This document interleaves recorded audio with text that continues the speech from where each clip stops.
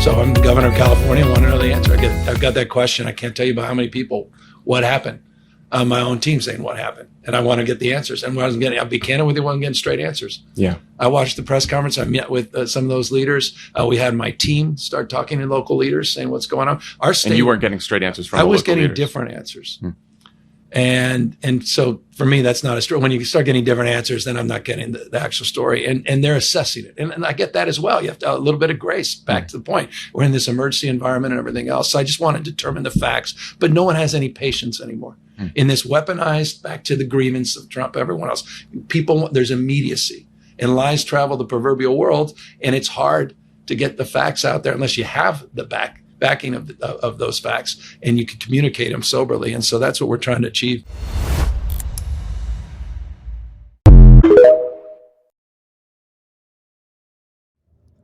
Hey, what's up, you guys? This is WD3 with the Hill Report news break.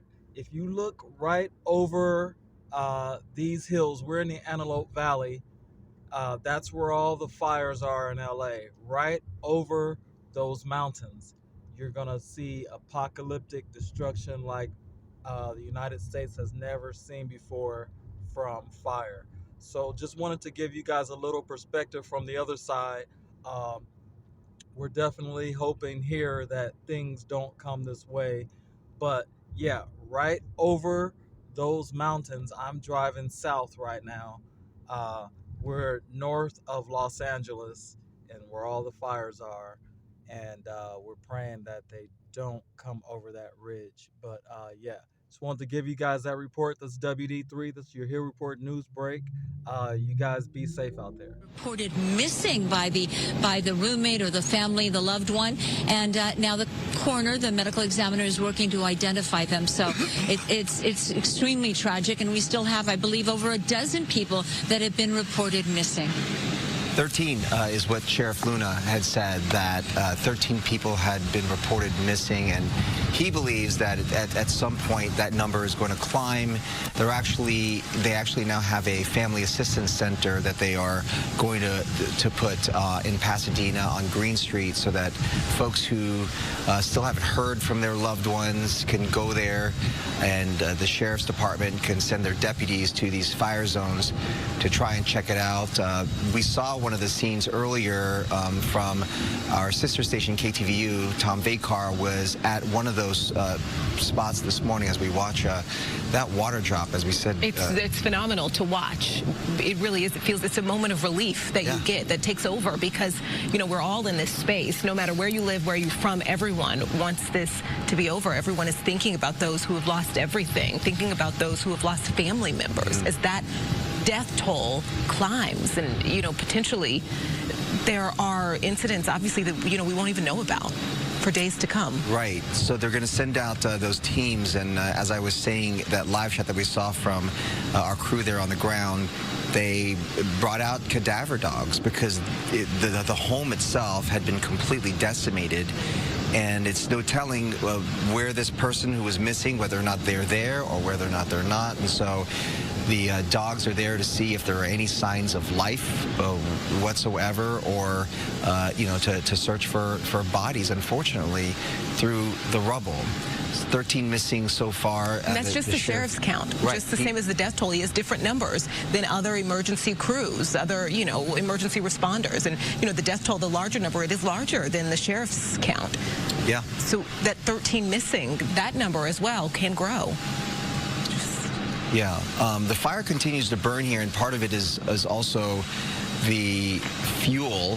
So the structure will just continue to burn, and we've seen the before and after of homes, and as we look at what looks now almost like a moonscape in the Palisades, because the homes are completely leveled, but some of the homes still standing. It takes time for some of this material to burn, but eventually this home or this piece of property and lot will look just like the other lots, with the home completely burned to the ground. But the fire continues to burn. We saw the water drop there.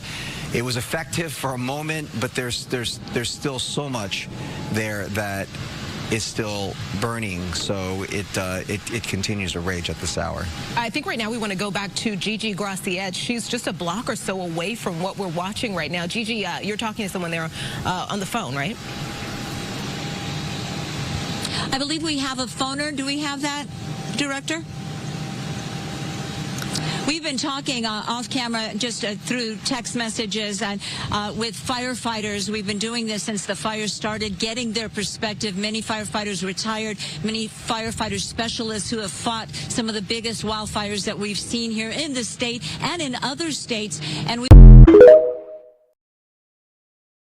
2025 is already off to a wild start. We just had this plane in South Korea run into a wall, ending the lives of 179 people. Tragic events happening in New Orleans and New York in the past 2 nights. We still have drones flying over the New Jersey skyline. And now Canada is sending threats to the US. Watch this. We will go to the full extent, depending on how far this goes. We'll go to the extent of cutting off their energy. Going down to Michigan, going down to New York State, and over to Wisconsin. This fight is coming 100% on January the 20th or January 21st. Canadians get hurt, but I can assure you one thing, the Americans are going to feel the pain as well. Nobody actually cares about Canada, but the question is, who did they inspire with that threat? China, because ironically they manufacture all our transformers that power the entire power grid. And this TED Talk warned us a long time ago what that would look like. A large blackout affecting the entire or a large portion of the United States of America. Imagine what that's like.